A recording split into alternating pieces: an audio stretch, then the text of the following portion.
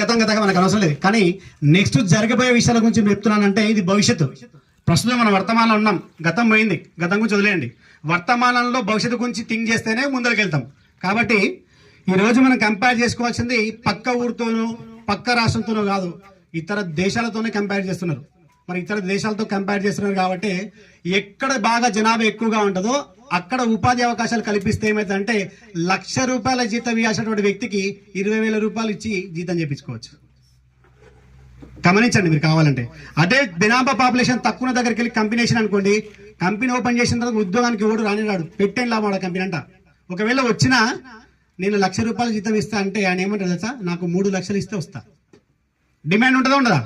So demand ఉంటుంది. కాబట్టి ఏం చేస్తున్నారంటే ప్రపంచ దేశాలు మొత్తం కూడా ఇండియా మీద ఎక్కువగా ఫోకస్ అయ్యి చూస్తున్నాయి. ఎందుకు చూస్తున్నాయంటే జనాభా పాపులేషన్ హెవీగా ఉంది, ఇక్కడ ఎంప్లాయ్మెంట్ తక్కువగా ఉంది. ₹1,00,000 పెట్టి ఉద్యోగం చేయించుకున్నటువంటి క్రమంలో 10,000 20,000 రూపాయలు చుడుకలతో పని చేయించుకోవచ్చు, దానివల్ల నేను కంపెనీ ప్రాఫిట్ అవ్వచ్చు అని చెప్పేసి ఇక్కడ ప్రపంచ దేశాలు మొత్తం కూడా ఏవైతే ఇండస్ట్రీస్ రావాలో కంపెనీస్ రావాలో అవి ఇండియాకే రావడానికి ఎక్కువగా అవకాశంగా మార్చుకొని చూస్తా ఉన్నారు. అలాంటి సందర్భం అందులో ఇంకోటి ఏంటంటే స్పెషల్ గా తెలంగాణ రాష్ట్రానికి ఎక్కువగా ప్రాధాన్యత ఇస్తా ఉన్నారు. ఎందుకంటే పక్కనే ఉంది ఏది బెంగళూరు సిటీ. మీకు అక్కడ గజాల్లో దొరకదండి ప్లేస్, ఫీట్లలో దొరుకుతుంది ప్లేస్. ఇక్కడ మన దగ్గర స్క్వేర్ యార్డ్, అక్కడ స్క్వేర్ ఫీట్. అంటే ఎంత డిమాండ్ అయింది చూడండి ఒకసారి. అంటే అక్కడ ఎందుకు అంత డిమాండ్ ఏంటంటే అది సముద్రపు భాగానికి దగ్గరగా ఉంది కాబట్టి సిటీ ఎంతసేపు ఉన్నా వన్ సైడే పెరుగుకుంటూ పోవాలి, స్కోప్ లేదు, వాటర్ ఎక్కువ ఉంది. సో తద్వారానే దానికి డిమాండ్ లేదు. అలాగే చెన్నై కూడా అది కూడా సముద్ర భాగానికి దగ్గరగా ఉంది. సో అక్కడ కూడా స్కోప్ లేదు. సో తెలంగాణ రాష్ట్రానికి ఏంటంటే ఎక్కడ ఎడారులు లేవు, ఎక్కడ సముద్రాలు లేవు. సో అందుకే ఇక్కడ ల్యాండ్స్కేప్ ఎక్కువగా ఉంది కాబట్టి ఇక్కడ ఎంతైనా సరే ఎస్టాబ్లిష్ చేసుకోవచ్చు. ఈ హైదరాబాద్ మహానగరం రానున్న రోజులలో దేశ రాజధాని అయినటువంటి ఢిల్లీ ఏదైతే ఉందో దానికే తలదనే విధంగా డెవలప్మెంట్ అయ్యే స్కోప్ ఉన్న ప్రాంతం సార్ ఈ హైదరాబాద్ ప్రాంతం. మీరు అర్థం చేసుకోలేదు. మనం ఇప్పటికిప్పుడే ఆలోచన చేసి మోకాల చూపులు చూసుకుంటే అరికాల చూపులు చూసుకుంటే ఇప్పటివరకే ఉంటుంది. రేపొద్దున ఏం జరగబోతుంది అనే విషయాన్ని ఎనాలిసిస్ చేసుకుని రీసెర్చ్ చేసుకుని చెక్ చేసుకుంటేనే రేపటి భవిష్యత్తు బాగుంటుంది. నిర్లక్ష్యంగా ఉంటే కోల్పోయేది మన ఒక్కరి జీవితమే కాదు, రేపటి మన పిల్లల జీవితాలు కూడా, రేపటి తరం కూడా. సో మనం మన తరం నుంచి భావి తరాలకు భవిష్యత్తుని ఇవ్వాలంటే మన ఆలోచన మీద ఆధారపడి ఉంటుంది. మరి అందుకే ఇప్పుడున్నటువంటి ఈ ప్రాంతానికి ఏముంది, ఏమి జరగబోతుందని మన విషయం కనిపెట్టుకోకపోతే మనం 10 మందికి చెప్పలేము, ప్లాట్లు ఇప్పేయలేము. తద్వారా వాళ్ళు ఏం చేస్తారంటే మళ్ళీ మా ఇంటి పక్కలనే, మా పెంట పక్కలనే, మా పొలం పక్కలనే అని చెప్పేసి అక్కనే కొనుక్కుంటారు, అక్కనే పోతారు. అంటే ఎంతసేపడుకున్న ఆలోచన విధానం ఎంత ఉంటుందో జీవితం కూడా అంతే ఉంటుంది. అవునా కదా? మతి ఎంతో గతి అంతే. మరి నీ మతి ఎంతసేపు ఇంటి పక్కల పెంట పక్కల నువ్వు పెంటలే ఉంటావు, పెంట దాటి బయటికి రాలేవు, పెద్దగా ఎదగలేవు. కాబట్టి ఇవాళ కలకుర్తి ప్రాంతం ఎలా ఉంది, తర్వాత కలకుర్తి ప్రాంతంతో పాటు ఎన్నో నియోజకవర్గాలు ఉన్నాయి. ఎన్ని ఉన్నాయి మొత్తం నియోజకవర్గాలు మన తెలంగాణ స్టేట్లో? చెప్పండి ఎవరు ఒకరు. ఎన్ని 119 మండలాలు ఎన్ని ఉన్నాయి ఇప్పుడు చెప్పు. మండలాలు ఉన్నాయి, రాష్ట్రంలో ఉన్నాయి. మరి అన్ని నియోజకవర్గాలతో కంపేర్ చేసుకుంటే ఈ కలకుర్తి నియోజకవర్గానికి పెద్ద ఎక్కువ ఏం స్కోప్ ఉందంటే చెక్ చేసుకొని మాట్లాడద్దు. ఉత్తా మాట్లాడితే 10 మంది దొరికిపోతాం, ప్రశ్నిస్తారు, సమాధానం చెప్పలేం. అన్ని చెక్ చేసుకునే మాట్లాడాలి, ఊరికనే మాట్లాడదు. మరి నేను చెక్ చేసుకున్నా 119 ఉన్నటువంటి నియోజకవర్గాల్లో ఇవాళ డెవలప్మెంట్ ఆయా ఒక్కొక్క నియోజకవర్గాలు ఎలా ఉంది, మరి నెక్స్ట్ ఫ్యూచర్ గా ప్లానింగ్ దేనికి ఎక్కువ స్కోప్ ఉందని చెక్ చేసుకుని మాట్లాడుతున్నా. ఇవాళ ఈ 119 నియోజకవర్గాలతో కంపేర్ చేసుకుంటే చాలా నియోజకవర్గాలు డెవలప్మెంట్ అయిపోయినాయండి, ఆల్రెడీ చాలా డెవలప్మెంట్ అయిపోయినాయి. కానీ డెవలప్మెంట్ అవ్వకుండా ఇక్కడ వరకు ఎవరు మళ్ళీ చూడకుండా ప్రాంతం ఏ ప్రాంతం అంటే కలకుర్తి ప్రాంతమే.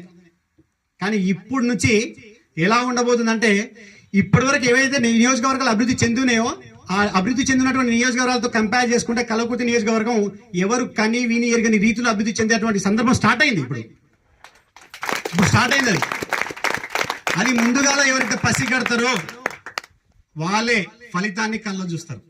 ఎవరైతే పసిగట్టలేదో వాళ్ళు వెనకబడిపోతారు. పరిగెత్తిన వాడు ఆల్రెడీ ఫలితాన్ని అంటే గమ్యం చేరుకుంటాడు, ఫలితాన్ని విజయాన్ని సాధిస్తాడు. కాబట్టి మన కలకుర్తి ప్రాంతంలో ఇవాళ ఎలా స్కోప్ ఉందంటే ఒకసారి చెప్తా చూడండి. ఏ ప్రాంతమైనా సరే అభివృద్ధి చెందాలంటే 4 అంశాల మీద ఆధారపడి ఉంటుంది.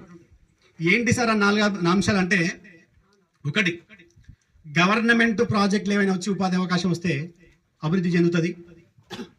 రెండవది ఏంటంటే ప్రైవేట్ ఇండస్ట్రీస్ ఏమైనా వచ్చేసి ఎంప్లాయ్మెంట్ క్రియేట్ చేస్తే ఆ రకంగా డెవలప్మెంట్ అవుతుంది. మూడవది ఏంటంటే టూరిజంగా ఏమైనా డెవలప్మెంట్ ఉంటే టూరిజంగా డెవలప్మెంట్ అయిపోతుంది. నాలుగోది ఏంటంటే రోడ్స్ కనెక్టివిటీ బాగా ఉంటే కూడా డెవలప్మెంట్ అవుతుంది. సో ఈ నాలుగిట్లో ఏదన్నా డెవలప్మెంట్ అయిపోతుంది. మరి ఈ నాలుగిట్లో ఏదైనా డెవలప్మెంట్ అనే విషయం మనకు తెలుసు, ఎందుకంటే వాళ్ళు చూస్తా ఉన్నాం. ఇవాళ హైటెక్ సిటీ చూస్తున్నాం. హైటెక్ సిటీ అనేది ఒకప్పుడు రా ఏరియా, అంత జంగల్ హిల్ ఏరియా. మరి ఆ ప్రాంతం ఇలా ఎలా అభివృద్ధి చెందింది, ఎంత రేట్లు ఉన్నాయో ఒకసారి చూడండి. మన కళ్ళ ముందలే 2000 ఇయర్ నుంచి 24 అంటే కేవలం 20-24 సంవత్సరాలు చూస్తున్నాం. 1000 రూపాయల గజం, 750 రూపాయల గజం. మురళీమోహన్ గారు మాట్లాడుతున్నప్పుడు అవన్నీ ఇంటర్వ్యూలల్లా స్టేటస్లో పెట్టుకుంటారు, వదిలేస్తారు చాలా మంది కస్టమర్లు అయినా మార్కెట్లు అయినా. బట్ మీరు ఒకసారి చూడండి, ఆయన 750 రూపాయల గజం అమ్మితే ఇలా 3 లక్షల రూపాయల గజం ఉందంట ప్రాంతం కేవలం 24 సంవత్సరాల. మరి ఎన్ని రేట్లు పెరిగిందో ఒకసారి ఎక్స్పెక్ట్ చేయండి. అంటే అక్కడ ఐటీ కంపెనీస్ వచ్చినందువల్ల హైదరాబాద్ హైటెక్ సిటీ అంత డెవలప్మెంట్ అయ్యింది.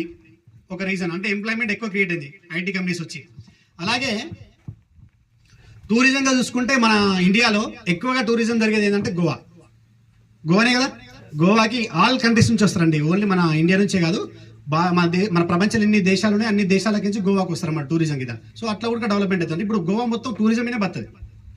అదేవిధంగా ఇప్పుడు రోడ్స్ కనెక్టివిటీ బాగా ఉంటే డెవలప్మెంట్ అవుతుందని చెప్పడానికి నిదర్శనం ఒకటే.